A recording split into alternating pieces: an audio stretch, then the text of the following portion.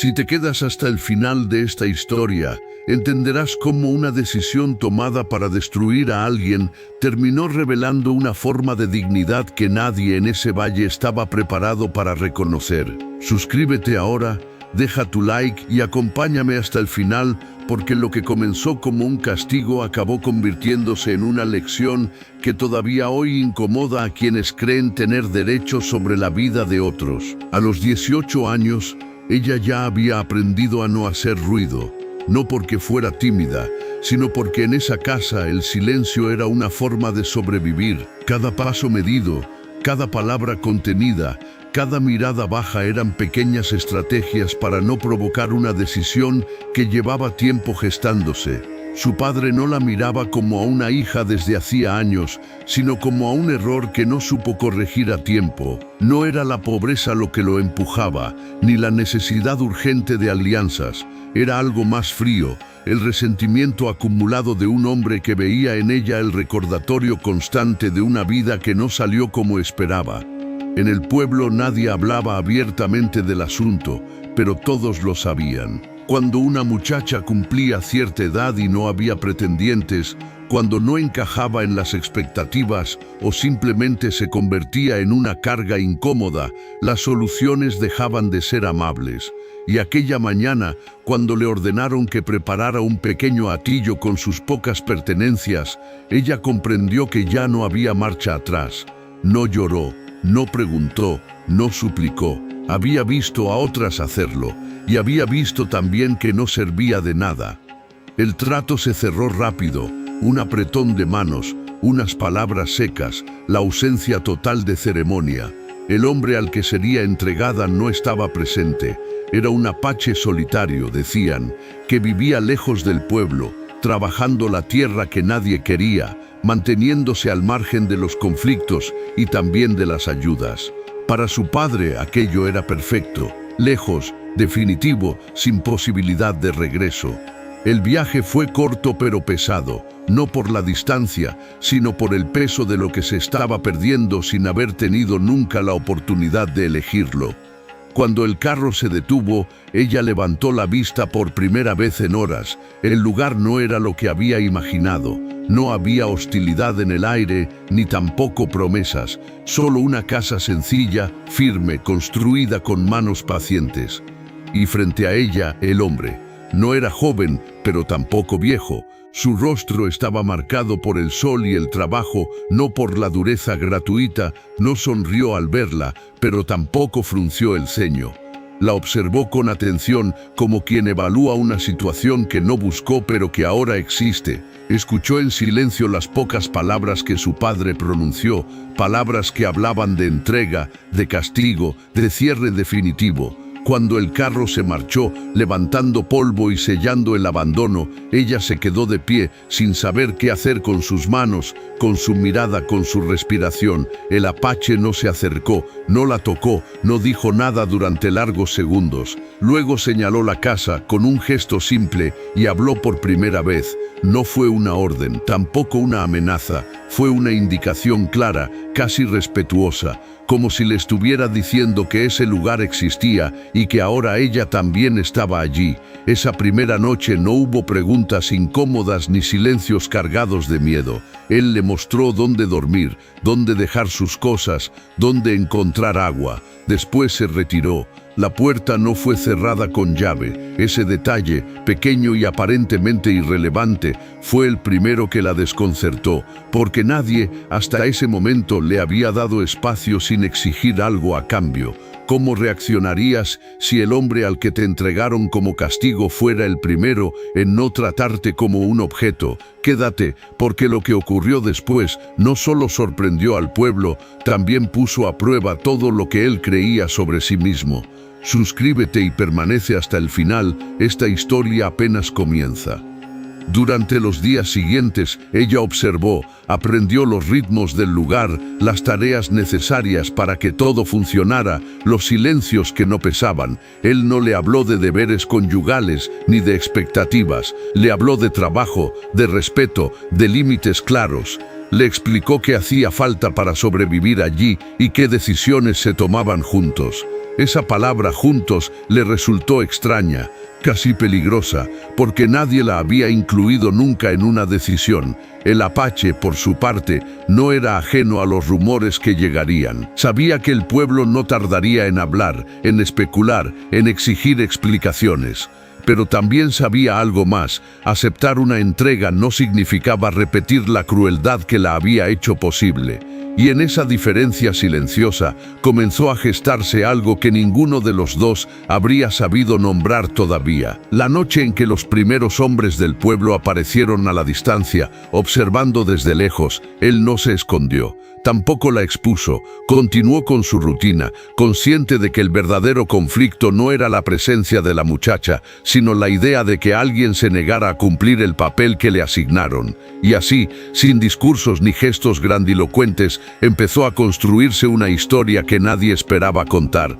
Con el paso de los días, el silencio del pueblo empezó a cambiar de forma. Ya no era solo ausencia de palabras, sino una atención constante, casi vigilante. Ella lo notaba en las miradas que se desviaban demasiado tarde, en las conversaciones que se interrumpían cuando se acercaba al arroyo, en la manera en que algunos hombres medían la distancia como si esperaran una señal. No era hostilidad abierta, era algo más incómodo, la sensación de que su sola presencia había alterado un equilibrio que nadie quería admitir que existía. Durante mucho tiempo ella creyó que ese malestar era culpa suya, que tarde o temprano tendría que pagar por haber sido dejada allí. El impulso de desaparecer regresaba por las noches, cuando el cansancio bajaba las defensas y la memoria hacía su trabajo. Pero cada mañana la rutina se imponía. El trabajo no dejaba espacio para el miedo prolongado. Él salía temprano, revisaba los cercos, la tierra, los animales. Ella observaba primero, luego ayudaba, después proponía. Nadie le había enseñado esas tareas antes, no porque no pudiera aprenderlas, sino porque nunca habían considerado necesario que supiera algo útil para sí misma. Él no corregía con dureza, tampoco elogiaba en exceso. Cuando algo estaba mal, lo señalaba lo aceptaba como parte natural del proceso. Esa normalidad tan simple comenzó a reconstruir algo en ella que había permanecido en silencio durante años. Por primera vez, no se sentía observada para ser juzgada, sino para coordinar. Los rumores, como él había previsto, no tardaron en llegar.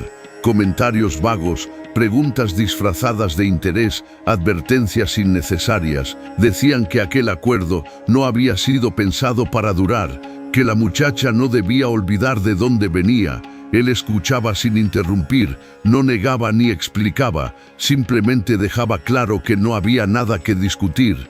La primera visita directa ocurrió una tarde, cuando el sol empezaba a bajar. Dos hombres del pueblo se acercaron con paso seguro, como si el terreno les perteneciera. No traían armas visibles, pero su intención era clara. Ella los vio desde dentro y sintió el reflejo inmediato de esconderse. El cuerpo reaccionó antes que la razón. Había aprendido que la invisibilidad era la forma más segura de atravesar los conflictos ajenos. Él habló primero, no levantó la voz. No se colocó frente a ella para exhibirse como protector, simplemente se mantuvo donde estaba y preguntó qué necesitaban. Ellos hablaron de acuerdos, de expectativas, de lo que se había entendido. Hablaron como si la muchacha no existiera, como si fuera un detalle logístico que había salido mal. La respuesta fue breve, no había nada que aclarar. No había condiciones pendientes, no existía ningún trato vigente con el pueblo. Los hombres no insistieron, se miraron entre ellos y se marcharon sin despedirse, pero el mensaje había sido entregado. Esa noche, ella apenas tocó la comida. El miedo no era nuevo, pero ahora tenía una forma distinta. No temía lo que él pudiera hacerle, temía las consecuencias que su presencia podía traerle a alguien que no la había buscado. Cuando finalmente habló, lo hizo con la voz baja, midiendo cada palabra. Dijo que no quería causarle problemas, que podía irse si era necesario, que no esperaba nada. Él no respondió de inmediato, escuchó hasta el final, sin corregirla, sin apresurarla. Luego dijo algo que no sonó preparado, que nadie tenía derecho a decidir sobre ella como si fuera una carga que debía moverse de un lugar a otro, que si el pueblo tenía un conflicto no era con ella y que no pensaba retroceder. No fue una promesa, no fue una declaración emocional, fue una postura, y en ese momento ella entendió que no estaba siendo tolerada, estaba siendo sostenida. A partir de entonces, algo empezó a modificarse también en ella.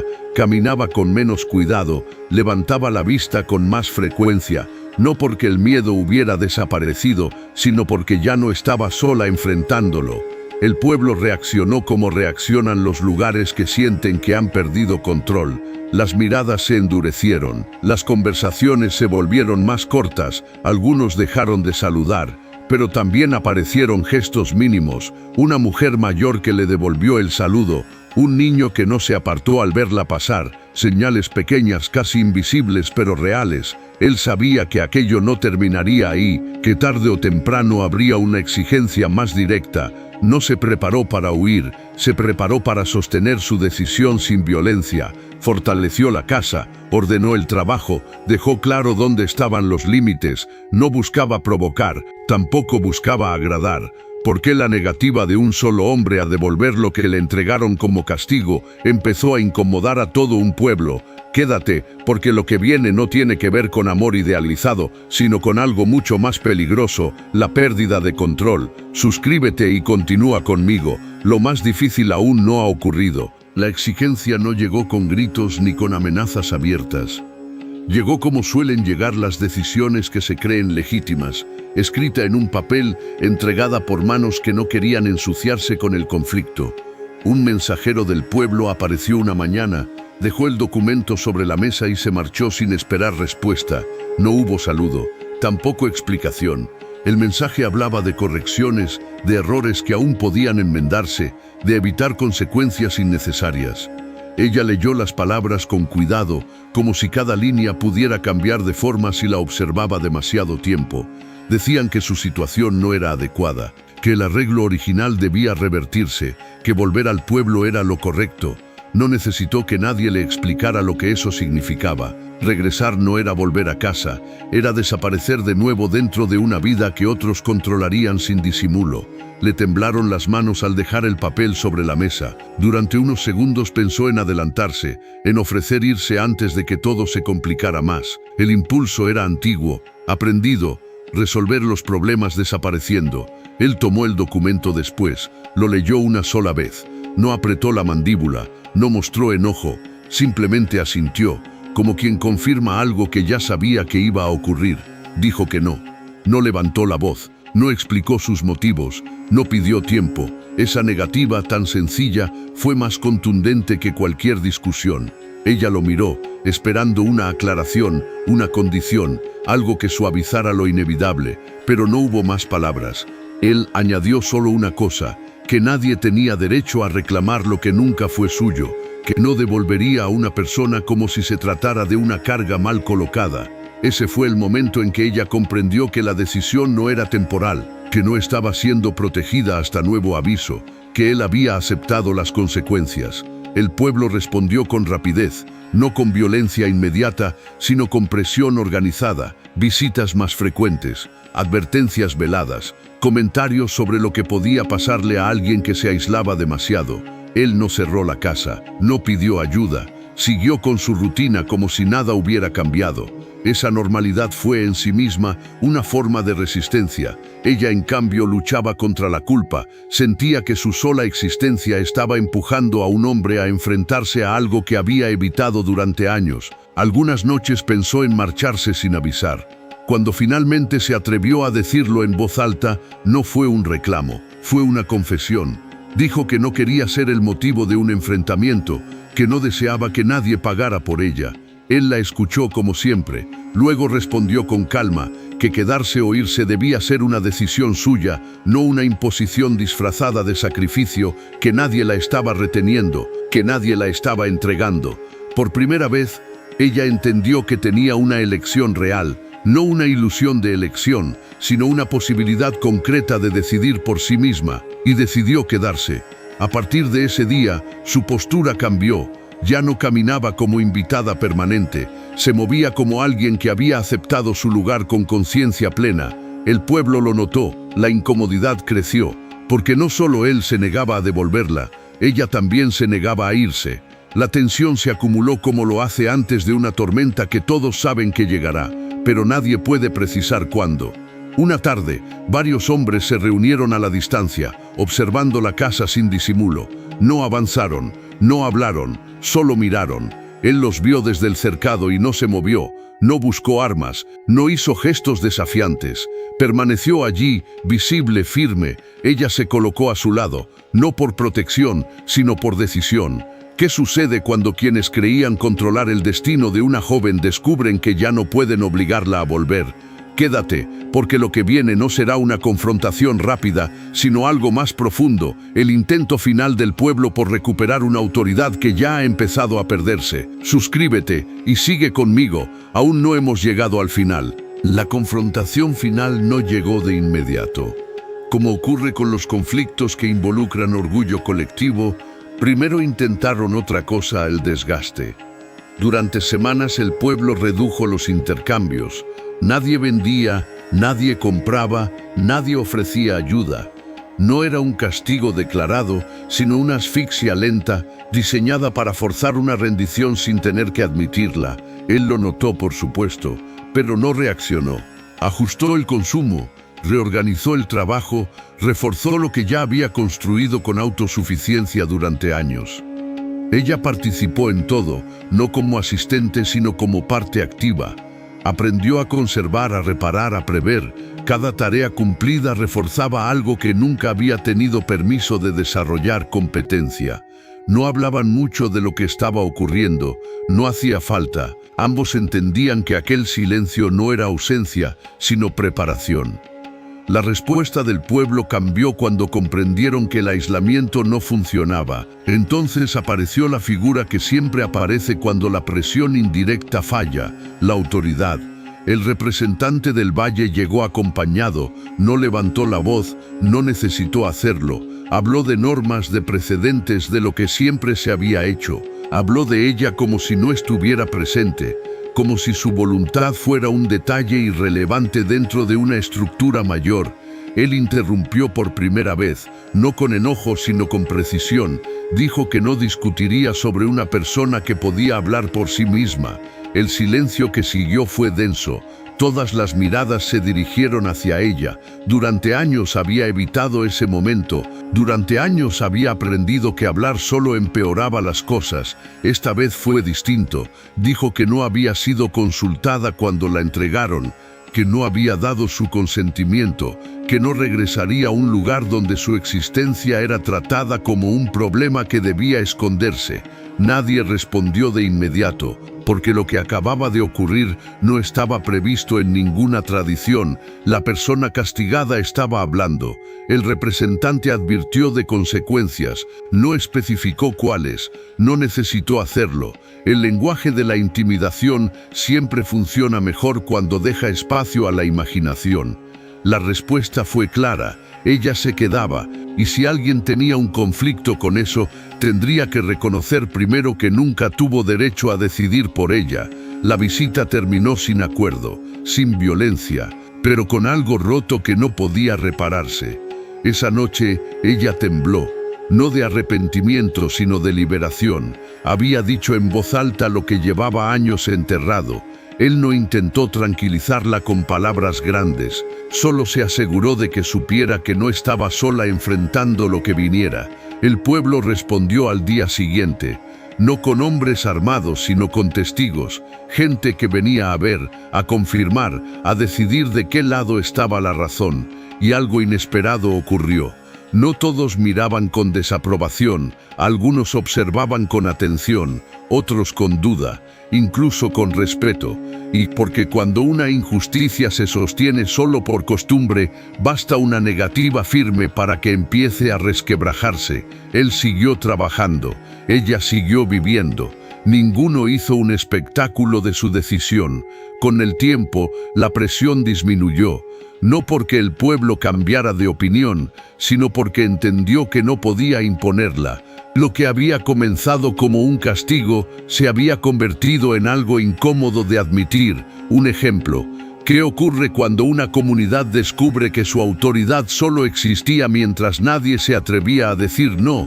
Quédate, porque en la última parte veremos cómo esta historia terminó de una forma que nadie, ni siquiera ellos, esperaba.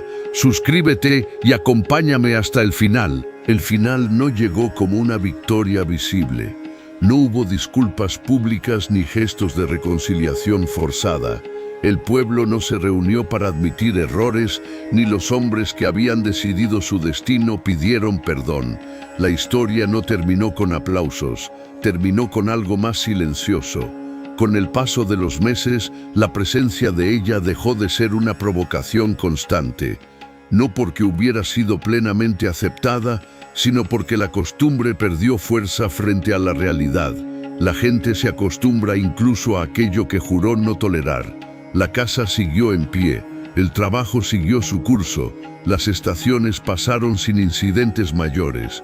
El conflicto, al no encontrar el enfrentamiento que buscaba, se fue diluyendo en murmullos cada vez más débiles. Ella cambió, no de manera dramática, no de la forma que inspira canciones. Cambió en lo esencial. Aprendió a ocupar espacios sin pedir permiso, a opinar sin disculparse, a equivocarse sin castigarse por ello. Empezó a tomar decisiones cotidianas con naturalidad. ¿Qué sembrar? ¿Cuándo reparar? ¿Cómo organizar los días difíciles? No porque alguien se lo permitiera, sino porque ya no esperaba permiso. Él la observaba sin intervenir, no con orgullo evidente, sino con la calma de quien ve consolidarse una elección correcta. Nunca habló de rescate, nunca habló de sacrificio. Sabía que esa narrativa habría sido otra forma de quitarle agencia. Lo que existía entre ellos no necesitaba ser nombrado constantemente. No se construyó desde la gratitud ni desde la deuda. Se sostuvo en algo menos frágil: respeto mutuo. Con el tiempo, algunos del pueblo comenzaron a interactuar de nuevo, primero de forma práctica, luego con cierta normalidad. No todos, nunca todos, pero lo suficientes como para demostrar que el control absoluto ya no era posible. Nadie volvió a hablar de devolverla, nadie volvió a usar la palabra castigo, no porque hubieran cambiado sus creencias de fondo, sino porque el ejemplo había hecho imposible repetir la historia sin enfrentar resistencia. Ella lo comprendió una tarde, mientras trabajaba sola, cuando se dio cuenta de que ya no pensaba en sí misma como alguien que había sido entregada, pensaba en sí misma como alguien que había elegido quedarse. Ese cambio, invisible para casi todos, fue el verdadero desenlace. El hombre nunca volvió a ser visto como alguien que recibió a una joven como castigo. Fue recordado, a regañadientes, como alguien que se negó a devolver lo que nunca fue un objeto.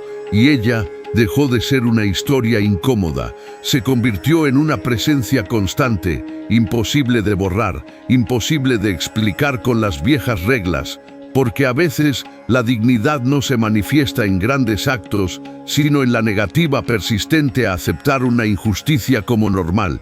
Esta no fue una historia de redención romántica, fue una historia de límites, de elección, de resistencia silenciosa, y por eso sigue incomodando. ¿Cuántas vidas han sido marcadas no por la crueldad abierta, sino por decisiones tomadas porque siempre se hizo así? Si esta historia te hizo pensar, suscríbete, deja tu like y compártela, porque mientras sigamos contando estas historias, habrá menos silencios que puedan usarse como excusa. Años después, cuando el polvo de aquel conflicto ya no era visible a simple vista, la historia seguía allí, no como un relato que se contara abiertamente, sino como una presencia incómoda, enterrada bajo conversaciones cotidianas y silencios cuidadosamente sostenidos. El valle cambió, como cambian todos los lugares. Algunas casas fueron abandonadas, otras levantadas, nuevas generaciones crecieron sin haber presenciado los hechos, pero heredando sus consecuencias. Porque hay decisiones que no desaparecen cuando se dejan de nombrar.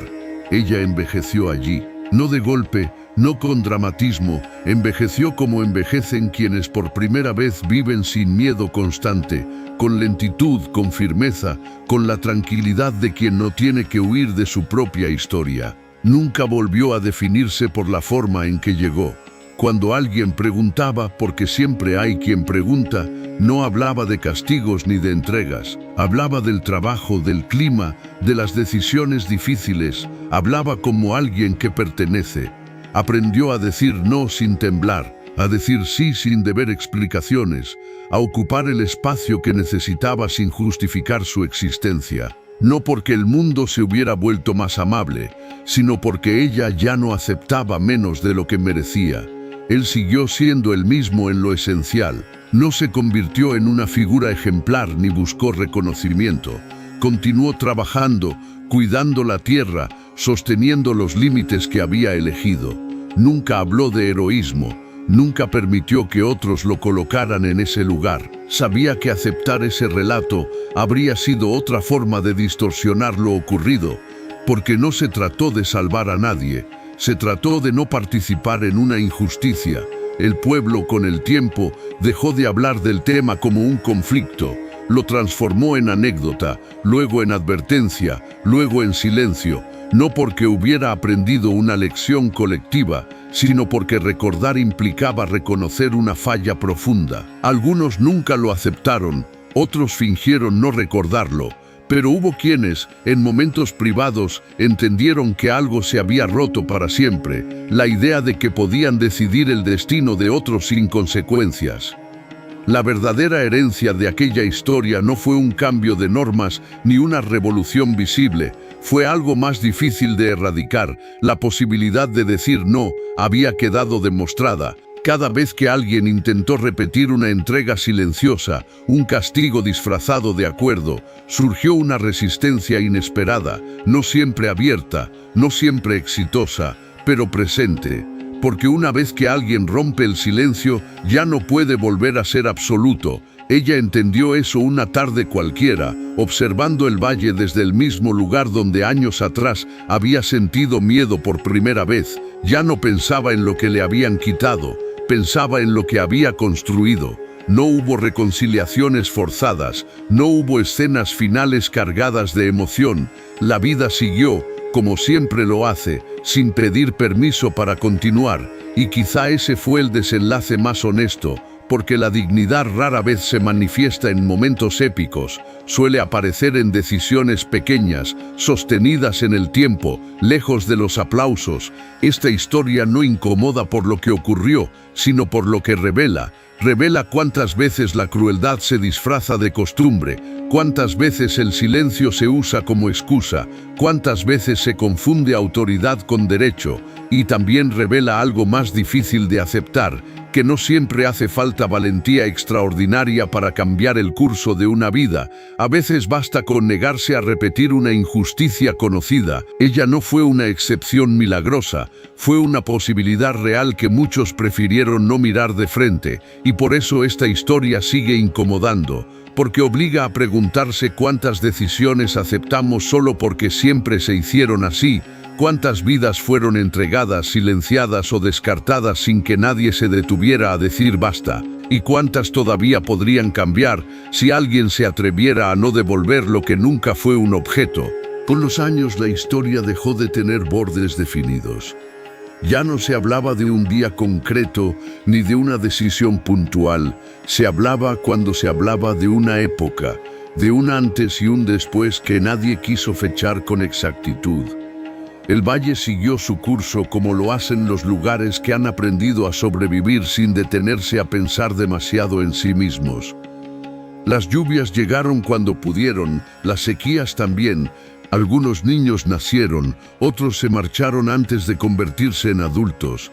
La vida continuó sin pedir explicaciones. Pero para quienes estuvieron allí, para quienes vieron cómo una decisión pensada para borrar a una persona terminó exponiendo una grieta imposible de cerrar, nada volvió a ser exactamente igual.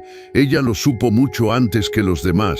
No hubo un momento concreto en el que pudiera decir, ahora soy libre o ahora todo está bien. La transformación no llegó con palabras grandes ni con gestos visibles, llegó con algo más difícil de percibir, la ausencia del miedo constante. Un día se dio cuenta de que caminaba sin contar los pasos.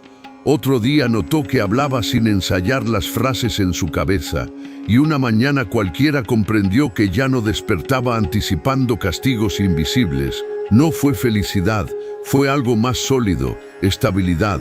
Durante mucho tiempo había pensado en sí misma como alguien a quien le habían hecho cosas, como una consecuencia, como una carga trasladada de un lugar a otro. Esa narrativa, sin que lo notara, empezó a deshacerse, no porque olvidara lo ocurrido, sino porque dejó de ser el centro desde el cual se explicaba. Aprendió a hablar de su pasado sin bajar la voz, no para denunciarlo, no para reclamar nada, sino porque ya no la definía. Con el hombre que se negó a devolverla nunca construyó una historia que necesitara ser explicada a otros. No hubo discursos, ni pactos solemnes, ni promesas repetidas. Hubo convivencia, hubo decisiones compartidas, hubo desacuerdos resueltos sin amenazas. Él jamás permitió que la gratitud se convirtiera en una deuda, y ella nunca permitió que el respeto se confundiera con sumisión.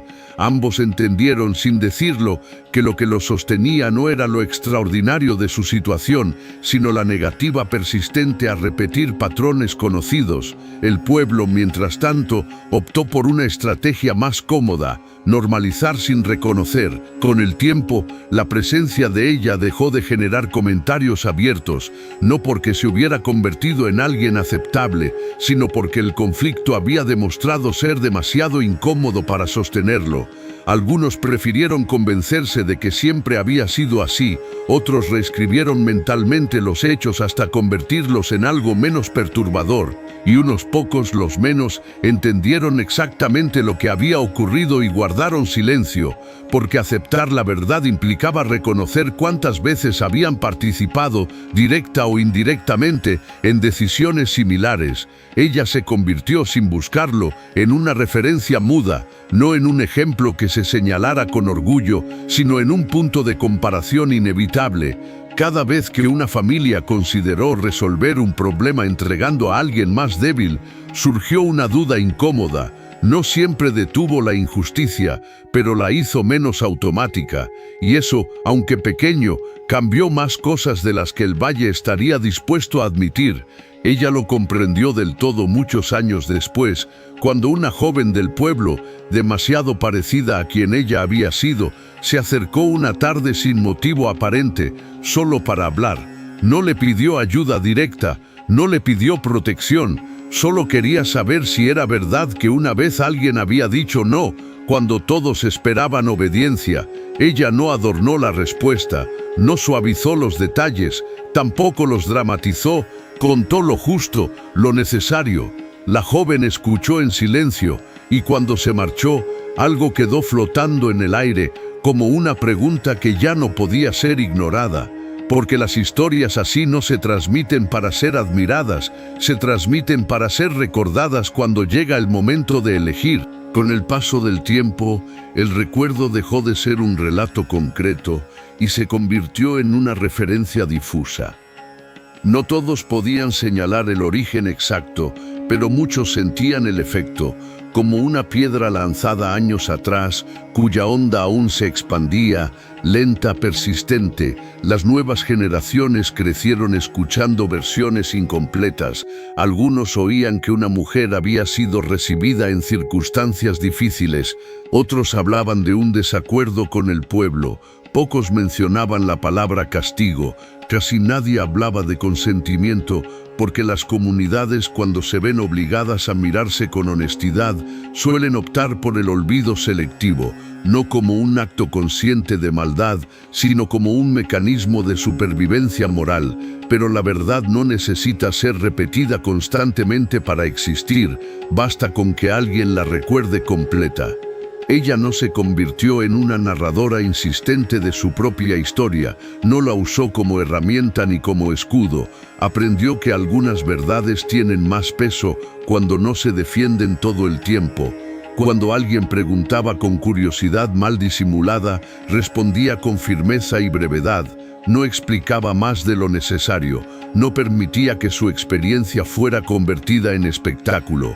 Ese control sobre su propio relato fue, quizá, una de las mayores victorias. Con él, la vida avanzó sin transformarse en símbolo. Compartieron años de trabajo, de silencios cómodos, de decisiones prácticas. No hubo necesidad de dramatizar lo que funcionaba. Nunca hubo un yo te salvé, ni un me debes. Eso habría destruido el equilibrio que ambos habían elegido sostener. Ethical consistences, él mantuvo siempre la misma postura. Nadie pertenece a otro por decreto, nadie es moneda de cambio, nadie se entrega para reparar la frustración ajena. Y aunque nunca buscó seguidores ni imitadores, su actitud se convirtió en una referencia incómoda para otros hombres del valle, no porque fuera extraordinaria, sino porque dejaba en evidencia lo innecesario de muchas crueldades aceptadas. Algunos reaccionaron con rechazo, otros con burla, pero hubo quienes, en conversaciones privadas, reconocieron que jamás se habían detenido a cuestionar decisiones que siempre consideraron normales. No fue una transformación inmediata, no hubo un cambio colectivo repentino, hubo más bien una erosión lenta de certezas antiguas. Los padres empezaron a dudar antes de imponer destinos. No siempre retrocedieron, pero dudaron, y esa duda fue el principio de algo distinto. Ella observó esos cambios sin atribuirse méritos. Sabía que la historia no la había convertido en una figura central, sino en una grieta por la que otros podían mirar. Nunca buscó cerrar esa grieta, tampoco ampliarla, simplemente existió dentro de ella. Comprendió que no todas las historias están destinadas a enseñar lecciones claras, algunas solo siembran incomodidad. Y esa incomodidad, con el tiempo, puede volverse conciencia. En momentos de soledad, pensaba en la joven que había sido, no con lástima, ni con rencor, con una distancia serena, como quien reconoce a alguien que sobrevivió a algo que no debía haber ocurrido. No renegaba de su pasado, tampoco permitía que lo usaran para definirla. Eso era la libertad. Entendió finalmente, no borrar lo ocurrido, sino vivir sin estar atrapada en ello. El valle, por su parte, continuó funcionando, con sus defectos, con sus inercias, con sus silencios persistentes, pero ya no era el mismo, porque una vez que alguien demuestra que una norma injusta puede ser desobedecida sin que el mundo se derrumbe, esa norma nunca vuelve a ser incuestionable. Ese fue el verdadero legado de aquella decisión tomada tantos años atrás. No un acto heroico, no una historia ejemplar, sino una pregunta que ya no podía ser ignorada. Y esa pregunta, aunque nunca se formulara en voz alta, siguió circulando de generación en generación. Los años no pasaron de la misma manera para todos. Para algunos, el tiempo solo acumuló rutinas, para otros, dejó marcas visibles. En ella, el paso del tiempo se manifestó como una consolidación lenta, casi imperceptible, de algo que había comenzado como resistencia. El cuerpo aprendió a moverse sin la vigilancia constante del miedo. Las manos adquirieron seguridad en tareas que antes le habían sido negadas. La voz, que durante tanto tiempo había sido baja por necesidad, encontró un volumen propio estable. No era una identidad construida en oposición a lo que le habían hecho, sino en continuidad con lo que había elegido ser. Ella no se convirtió en alguien que necesitara demostrar fortaleza, tampoco buscó aprobación, simplemente vivía con la naturalidad de quien ya no se cuestiona su derecho a existir. Con él, la convivencia se volvió costumbre, no una costumbre vacía, sino una estructura confiable. Sabían qué esperar el uno del otro, sabían cuándo hablar y cuándo dejar que el silencio cumpliera su función. Nunca se prometieron eternidad, nunca hablaron de destinos grandiosos. Lo que construyeron fue más modesto y por eso mismo más resistente. Él envejeció sin volverse rígido. Mantuvo la misma claridad moral que lo había llevado a decir no cuando todos esperaban obediencia, no porque se considerara distinto, sino porque había aceptado vivir con las consecuencias de esa elección. Su presencia siguió siendo incómoda para algunos, no por confrontación, sino por contraste. Era difícil justificar la crueldad cotidiana cuando alguien había demostrado que no era inevitable. El pueblo nunca resolvió del todo la tensión que esa historia había dejado. La incorporó como una grieta estructural, algo que se evitaba mencionar, pero que influía en las decisiones futuras. Ya no era tan sencillo entregar a alguien sin explicaciones. Ya no era tan fácil presentar la injusticia como tradición incuestionable. No porque hubiera un castigo externo, sino porque la posibilidad de resistencia había sido demostrada. Ella observó todo eso con una mezcla de distancia y comprensión. Sabía que el cambio profundo rara vez ocurre de manera limpia, que suele avanzar a trompicones, con retrocesos y contradicciones. No romantizó el proceso, no lo necesitó. Hubo noches en que recordó el miedo, no como una herida abierta, sino como una referencia, un punto de comparación que le permitía medir cuánto había cambiado. Ya no deseaba ser otra persona, no necesitaba borrar nada. Eso entendió era la verdadera libertad, no vivir reaccionando al pasado. Él, por su parte, nunca habló de aquel momento como algo excepcional. Cuando alguien intentaba elogiarlo, desviaba la conversación, no por falsa modestia, sino porque sabía que convertir la ética en espectáculo la vacía de contenido. Decir no había sido para él la opción más sencilla. Vivir con coherencia era lo que había requerido esfuerzo. Con el tiempo, ambos se convirtieron en parte del paisaje humano del valle. No protagonistas, no leyendas, presencias constantes. El legacy. Y quizá ahí residía la mayor transformación. La historia ya no necesitaba ser contada para existir. Había dejado una huella que se manifestaba en decisiones pequeñas, repetidas, aparentemente insignificantes. Ella lo comprendió definitivamente cuando dejó de preguntarse qué habría sido de su vida si las cosas hubieran salido de otra manera, porque esa pregunta había perdido sentido. La vida que vivía no era una compensación, era simplemente suya. El final, cuando llegó, no se presentó como un punto claro ni como una conclusión anunciada. Llegó como llegan casi todas las cosas importantes, integrado en la rutina, sin dramatismo, sin advertencias. Un día fue evidente que el tiempo había hecho su trabajo, no como una pérdida, sino como una acumulación. Años de decisiones coherentes dejan marcas distintas a las de la resignación. Ella se convirtió en una mujer mayor sin que eso significara retroceder a ningún lugar. No volvió a ser frágil, no volvió a ser invisible.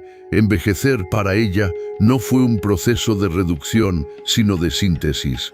Había menos palabras, menos urgencias, menos conflictos innecesarios. Y al mismo tiempo, más claridad.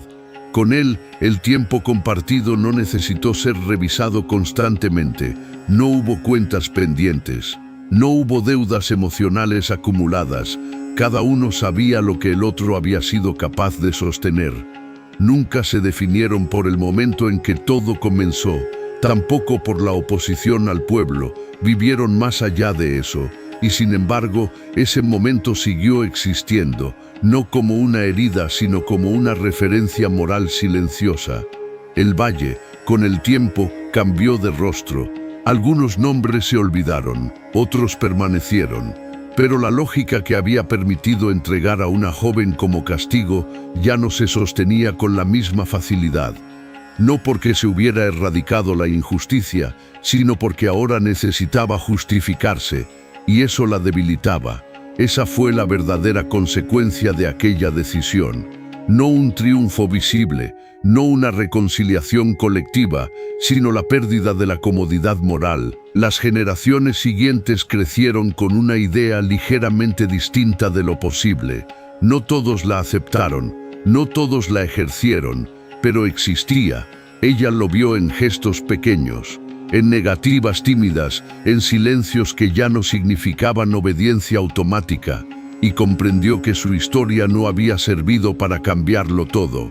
Había servido para algo más realista y quizá más duradero, demostrar que no todo debe aceptarse, porque las injusticias más persistentes no se sostienen por violencia abierta, sino por la idea de que no hay alternativa, y ella había sido la prueba de que sí la había. No una alternativa fácil, no una alternativa sin costo, pero una posible. Esta historia no trata de amor idealizado ni de salvación heroica. Trata de límites, trata de decisiones sostenidas cuando habría sido más sencillo mirar hacia otro lado. Trata de la dignidad que surge cuando alguien se niega a participar en una injusticia, incluso cuando hacerlo no le trae reconocimiento. Por eso incomoda, por eso permanece, porque obliga a preguntarse cuántas veces el mundo se ha sostenido sobre entregas silenciosas y cuántas podrían evitarse si alguien, en algún punto, decidiera no devolver lo que nunca fue un objeto. Y así, sin monumentos ni discursos, la historia terminó, no cerrada, pero completa.